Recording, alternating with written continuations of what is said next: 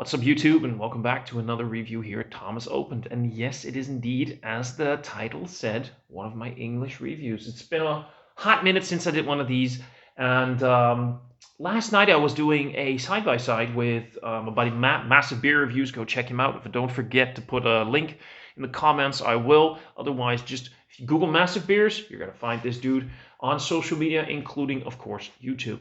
And we were talking, and he asked about my English reviews, and I realized, I haven't done one in a while. I find that I'm often more loquacious in English. I find it much easier to describe what I'm tasting, what I'm smelling. So every now and then, I like to do one of these, and I'm maybe my New Year resolution is December 29th. Maybe my New Year resolution should be doing more English reviews. I'll see what I can do for some of my non-Dutch watching people. So, a couple of weeks ago, over a month ago maybe, I got this beer mail. It starts a little while longer ago, where I was approached by one of my favorite breweries, the Dochter van de Korenaar, Belgian brewery. I think there's a border that dissects the town. Like, that's literally the border between the Netherlands and Belgium. It's the Netherlands, not Holland. But they do some great stuff. They're one of my favorite breweries. They really are. They can go from like classical to quirky to they have like this malt port. Do I have it nearby? No, I don't. They basically made a malt port. The review's online. I can tell more about it. Just go watch that review. They do great stuff. They were like, can we send you some things? And I'm like, sure, you can send me some things. I don't mind if you send me some things. I love that. And that was me being calm and cool. And on the inside, I was like, oh my God, oh my God, oh my God, oh my God. Fanboying like there's no tomorrow. What I got was the malt port, 4 or 5 75 CL bottles, which will be reviewed as well. I'm going to have to take my time with those. And like 4 or 5 33 CL bottles. So I figured, let's crack one of those open. And this is their Embrasse. It's a Belgian dark ale. I'm there. Peated edition. Now I'm there. It's been 6 to 8 months aged on average. I think this is something they do regularly, so it depends on when they think it's ready. 6 to 8 months on peated whiskey barrels. They don't specifically say which one, so I suppose they'll just see what they can get their hands on. It would be fun to try different batches at some point. This is lot 2024-0110, so it's pretty fresh. Best buy date is 17/07/2027, and it is a humble 9% in alcohol, so it's not even that insane, which I'm okay with. Like, I like my Belgian strong dark ales. I like all that shit. But it's also fun to have things that don't necessarily reach the double digits, I know that my boy Matt, Massive Beer Reviews, speaking of him again, would go nuts for this, because I think he reviewed this one, or at least a version of this, not that long ago. He found it in the States. How fun is it that this stuff is available in the United States? And he's a sucker for the golden black. And you know what? I see what he means. I always open these beers a little carefully, because I've had my fair share of gushers from Dochter van de Korenaar. But not this one. And it pours exactly as you would expect from a Belgian dark ale. It's got this incredibly dark brown, near black hue to it. Not a lot of head on there. But you know what? We're just going to go fuck it all aggressive and pour everything in there. Usually I don't do that with these bottle conditioned beers, but, YOLO and shit like that. You know what? Here's a fun thing. You don't really hear people saying YOLO anymore. You only live once. And maybe it's because every idiot that thought, like, I'm going to do something very stupid and life-threatening and that could probably kill me, and screaming YOLO while doing it, died. So every idiot that used the word YOLO is now dead. That's how vernacularity dies out, how slang dies out. So the people using it are no longer there. That was completely off topic. I love it when my brain gets to be English and I don't have to think. I can just be. It's amazing. As for the beer, isn't that just deliciously, fantastically good looking? That looks dark as dark in the glass. It is basically pitch black. If you hold it into the light, you'll see some brown here and there. But this is the quintessential color. Look. Even that head, it's got good head retention. If I swirl a little bit, it'll rise up a little bit again, but it's got like that khaki colored head, like that a thin layer over it as you would want. Seems to have some good lacing going. Oh, that is some good lacing. All signs of quality beer. Let's see what this thing.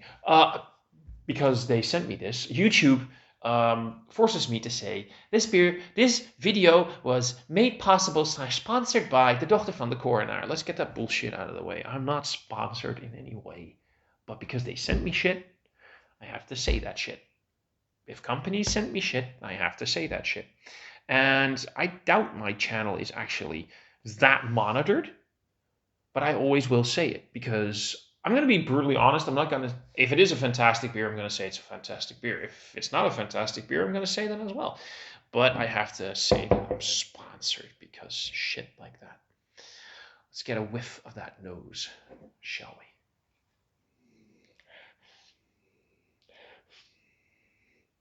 Oh, yeah.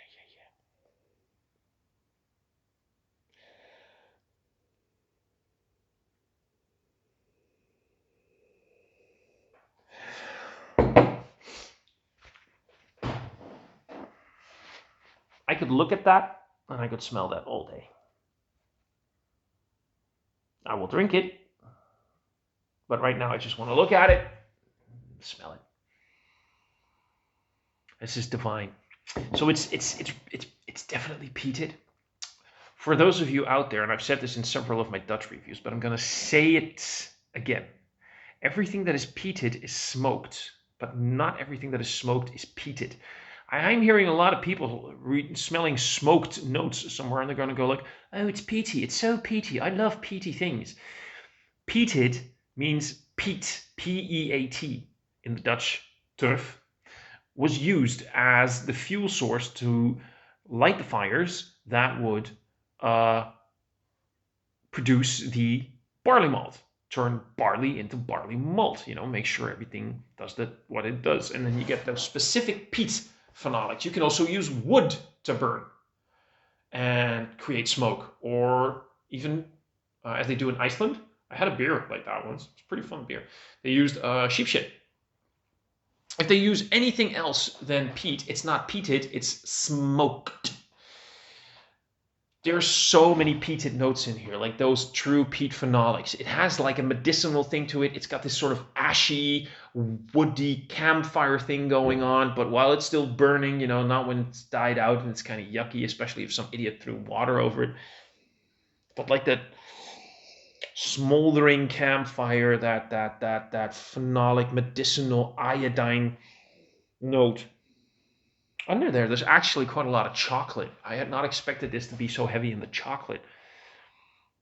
And because it's quite rich in the peat, the rest of the beer is a little bit covered. Now, I'm a big peat fan. And I don't mind it per se, but right now, and this can change because as I've said in so many of my reviews, beers like this need to breathe, So whatever I say during a review, I put this beer on the side. I've got like a Belgian double over there. I've got a quadruple IPA. Now I've got this. So this is going to be finished in maybe like an hour or two. And it could be that things change because it's been breathing, like decanting a good wine. What I like right now is that heavy peat note, but I'm missing some nuances from the beer at the moment, but that could change a little bit. I'm getting chocolate. There's something in there that peaks, that sort of has that fruity note, Belgian estery, like sort of red fruit, sort of like that Belgian esters usually tend to go towards the ripe banana. I'm not getting the ripe banana thing, but they do tend to have that big fruity note. I'm getting some fruity notes in there. I'm getting some notes of darker malts from that chocolate. Maybe a hint of some espresso under that peat. I wouldn't be surprised if this was an Artbeck barrel. It has that sort of sweetness that Artbeck tends to have. I don't know why. The iodine component, like that triggers the Lefroy part of it, but there's so many other distilleries out there who do things like this. So yeah, it's very heavy on the peat, man. I'm digging it. I'm digging it, but I'm curious if there's enough beer under there to really shine. Let's take a sip and see what we can find out. Dochter van de Korenaar, thank you so much for sending me this, and cheers.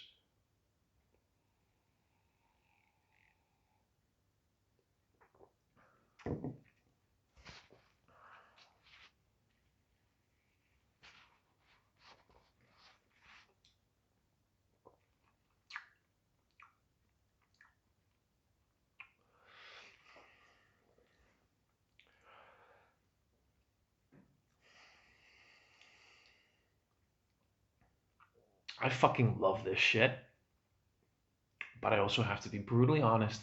It's so fucking heavy on the whiskey barrels. It is so intensely peated, which again I fucking adore. But it's intense. I'm getting licorice. I'm getting some chocolate. There's a little bit of a fruity note. I can get that there's a beer under there, but it's so heavy on the peat right now.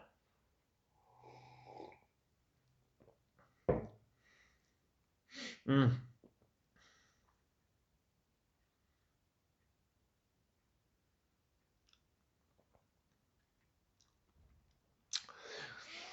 Oddly enough, opening it didn't have much of a hiss. Pouring it didn't have much of a head, like big head. It had a little head. Appreciate all head. And oh fuck me.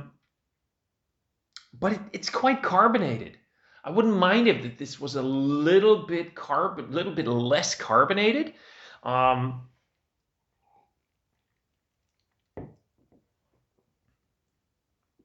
because it's difficult for me to. Wow, that's really peaty, man. It's really difficult for me to gauge the thickness of the body. I wouldn't want to necessarily say it's thin. I don't think it's overtly thick, but then again, this is a Belgian strong dark ale at 9% ABV. These boys are not built to be like thick with 15 C's. It's more built to be like quaffable, drinkable, and to me it is. But it's so potent in that peat.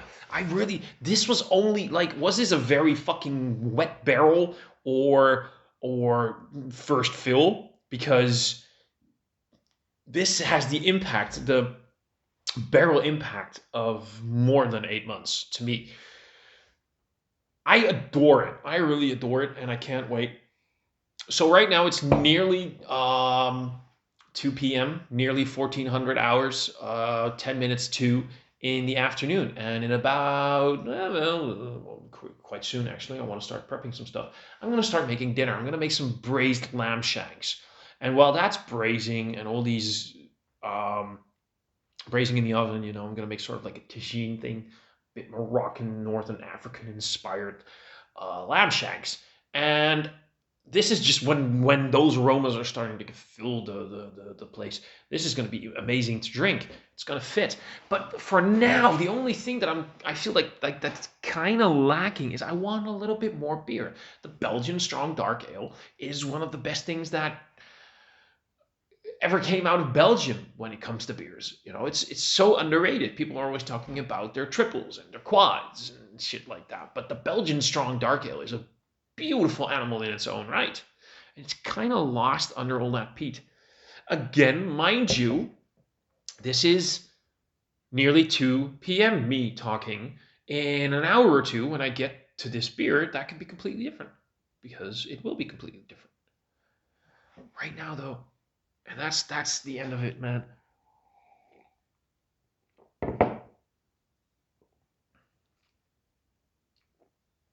I think it's effing delicious. I think it's gorgeous as it is, but that's because I just love those potent peat notes. If you're not a fan of that, I'm going to be brutally honest, stay away from this beer. You're not going to enjoy it. But if you do like that, if you're into those notes, this is your jam. This is definitely what you want to be drinking. It's almost as if the beer is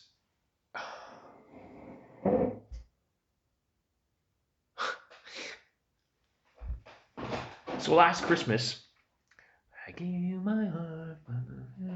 Last Christmas, I had this, where I was for Christmas with my family. I had this amazing, lamb shoulder. For the last few years, I prepped lamb shoulder there. I made lamb shoulder, but this time they were like, "Can we do it?" And of course, everybody, they wanted to do lamb shoulder. It was fucking amazing. It was so good, and it was served with a few side dishes, including amazing mashed potatoes. The mashed potatoes are amazing, right? As is. But mashed potatoes with the right gravy and some sides like a few vegetables and a good chunk of meat, and you have all of that on your fork or if you spoon, whatever you want, and you have that in one bite. And the mashed potatoes maybe kind of get lost as mashed potatoes, but it becomes this canvas that puts everything together. Everything else is amazing in your mouth because of those mashed potatoes. The peated notes in here are amazing because of the great quality base beer. Now, some of the base beer, of course, the nuances are lacking, and I know that Embrasse is a fantastic ale. I've had it so many times in so many different forms. I know it's fantastic. Right now, though, it serves as this canvas to really highlight those amazing peated whiskey barrel notes, which are fucking stunning here, and maybe that's a great analogy to end this review on. I really love mashed potatoes, and I don't eat them enough. That's it for this review. If you liked the review, hit that like button. If you loved it, hit that subscribe button. In the subscription box below, if I don't forget, I'll put a link to Dochter van de Korenaar. If not, just Google them. Links to all of my social media, a link to the Dutch Beer Collective, a link to mysterybeer.nl. Leave some comments, and I'll see all of you guys in another review soon. Until then, cheers.